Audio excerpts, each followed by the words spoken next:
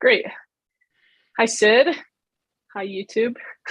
I'm Nikki. I'm a CEO Shadow here at GitLab, and I'm excited to be talking to you today about meeting preparation and efficiency.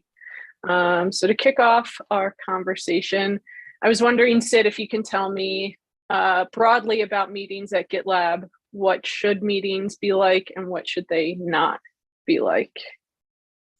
Yeah, so meetings are expensive time, not just because they take time of multiple other people in the meeting, but also because we need to synchronize all of our schedules. And that the synchronization takes time. It means declining, like having less flexibility in what to do in your day, whether that's work or private life. So kind of you're imposing on people's flexibility. So we should make sure that the meetings are used for things that couldn't be done in another way, because another way would be less of a drag on people's flexibility. So for example, if you want to present a deck, that is great. You can present the deck, record that, and send the video and the deck to people for review before the meeting. If you want to brainstorm, that's great. You can ask everyone to come up with 5 ideas and then review them during the meeting. If you want to solve something, most of the time it would be great if there's a proposal to discuss. So you want to make sure you do the meeting with the fewest people possible. So if you think of someone like, hey, they might want to join or not, you can mark them as optional. And you should try to make sure it ends as soon as it can. It doesn't necessarily have to run the full time. You want to things tend to expand to fill the time allotted to them. So make them shorter rather than longer. Almost all meetings at GitLab are 25 minutes. And they start on time, even if not everyone has joined yet, because if we keep waiting for people, it's an incentive the incentive isn't there for people to join on time.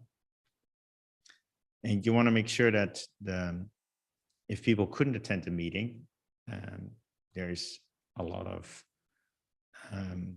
ways for them to consume the information. There should be good meeting notes that are taken during the meeting. You can record the meeting, live stream it like this one.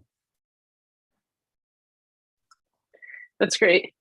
And you mentioned a couple things that I think relate to my next question in your previous answer, but just to kind of double click into it, what factors do you think are key to having effective and efficient meetings? Yeah, I mentioned a few things already. I'll mention some others, like regularly review kind of standing meetings that happen on a cadence. See if you can do them less frequently or get rid of them. Make sure there's an agenda up front. Make sure that there's your kind of real-time working in a Google Doc or another real-time format together. It's a way to kind of make sure that people can read ahead of like questions that are coming, give them more time to think.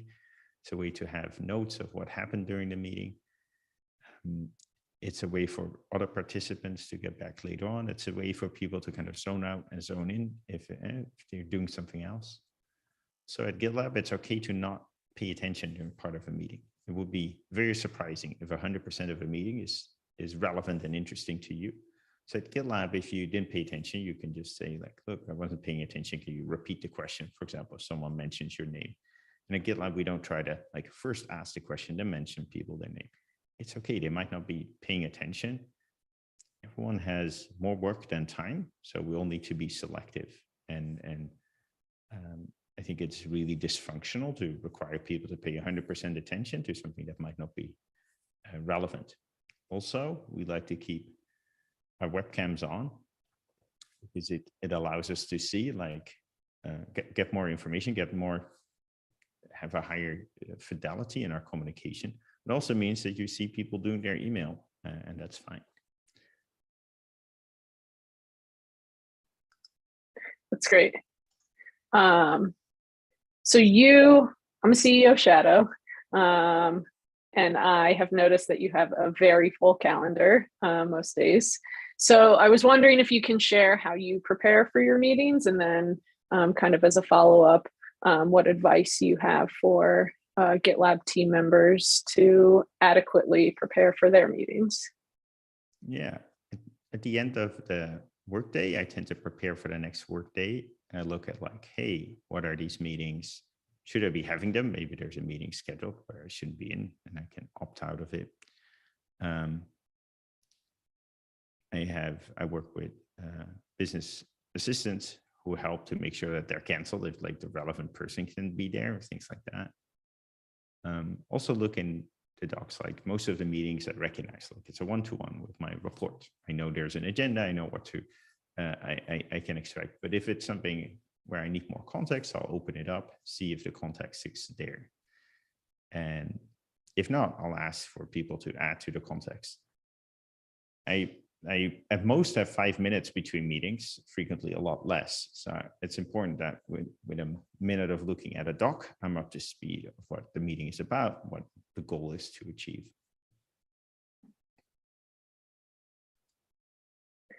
And in meetings, do you tend to take your own notes, or do you rely on the notes shared in an agenda? Yeah, great question. I tend to rely on the notes in an agenda, just like David is taking notes now. I think exceptions are sometimes external meetings. Also, if something is hard, I find note taking helps me keep my train of thought, keep up with like, what questions do I still have to ask? What concerns should I address? So then I take my own notes. So that's more common in external meetings. I think candidates, investors, potential customers, current customers, those kind of meetings. Yeah, that makes sense. I feel like if I can get something out of my head and into a note, it helps me keep things a little bit clearer. I wanted to dive in a little bit on some of those external meetings. Do you find it difficult or challenging to maintain meeting best practices and, efficient meetings with external participants? Yeah, I think there's a few complications, like not everyone's in the Google Doc. And sometimes we have prep materials that like people would be confused if we share them. For example, we're talking to a potential customer. We know that there's someone really clinging to DIY DevOps in the organization. It's important to me to know who that is and why that is, why we suspect that is, but it would be awkward to share with the other party. So in general, we try to be transparent, but we also try to be appropriate. So sometimes there's a calendar invite with the meeting with everyone in a shared doc, and there's another calendar item like that has the background that is not shared. External parties are much less likely to know that we're working in a doc, and so that's we don't expect them to kind of put their questions in and things like that. So it works a bit different. That makes sense. One thing that came up in the last couple of weeks is proactively canceling meetings and then shutting them down if they do happen. And once they start, there's no clear objective. I was wondering if you could just talk a little bit more about that and share some insights on your view on that topic. Yeah, thanks for that. If a meeting is not prepped appropriately, it's up to leadership to kind of prevent that and hopefully catch that in the week before or the day before. But if the meeting already started, it's better better to do it in the meeting than not do it at all. So if the meeting feels like it's wasteful because there's too many people invited or because the prep isn't good, it's up to leaders at GitLab to shut it down. And with leaders, I mean manager and up. And and this can also, it's also the case if someone starts presenting, like it's a very natural thing to try to want to present. And if we don't enforce like, hey, you have to stop presenting. If you want to present, that's great. You should have sent a video up front. If we don't do that, we'll end up with meetings that are twice as long, because now the 25-minute meeting needs to be a 50-minute meeting, because the first 20 minutes someone is presenting, and it doubles the meeting load. Everyone at GitLab thinks they're in too many meetings. So it's really important to keep that down and make it worse. That makes perfect sense. We've made some changes in the last couple of weeks to the handbook guidance on meetings. I was wondering if there were any additional changes that you'd like to see in the way we approach meetings.